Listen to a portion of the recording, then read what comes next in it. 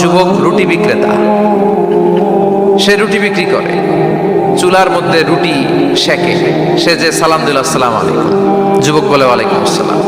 আহমদ ইবনে হাম্বল বলে, যুবক আমার যাওয়ার জায়গা নেই, সফরে বেরিয়েছি, খুব শীতে কষ্ট পাচ্ছি, রাতে যদি তোমার এই চুলা থেকে একটু আগুন পোহাই কোনো সমস্যা? যুবক বলে, না না সমস্যা না, আহলান ওয়া সাহলান, বসে আমতে আসেন আসেন, আপনি আগুন পোহাইলে আমার সমস্যা কি? সুবহানাল্লাহ পড়েন।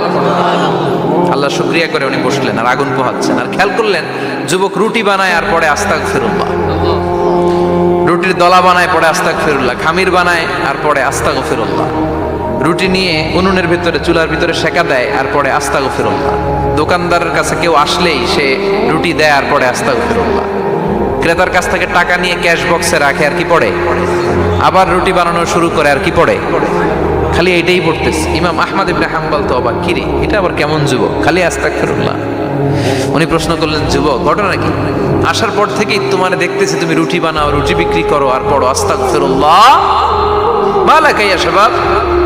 যুবক বলে, আস্তাগফিরুল্লাহ আমার সবচেয়ে বেশি পছন্দের আমল, আমি সব সময় আঠার মতো ইস্তেগফারের সাথে লেগে থাকি আর সব সময় পড়তে থাকি আস্তাগফিরুল্লাহ, আর এর বদৌলতে আল্লাহ আমারে মুস্তাজাবুদ দাওয়া বানিয়ে দিয়েছে। আহমদ ইবনে হাম্বল তো অবাক, আনতা মুস্তাজাবুদ দাওয়া, তুমি মুস্তাজাবুদ দাওয়া, রুটিওয়ালা। আমি এত বছর হাদিস পড়াই, আমিও তো মুস্তাজাবুদ দাওয়া না, আর তুমি রুটি বেচো বাজারে, তুমি মুস্তাজাবুদ দাওয়া, তুমি দোয়া করলেই সব কবুল হয়ে যায়। যুবক বলে, না আনা মুস্তাজাবুদ দাওয়া, আমি আমার জীবনে যত দোয়া করেছি কবুল করে নিয়েছে কে? সব দোয়া কবুল করে নিয়েছে আল্লাহ, একটা দোয়া ছাড়া।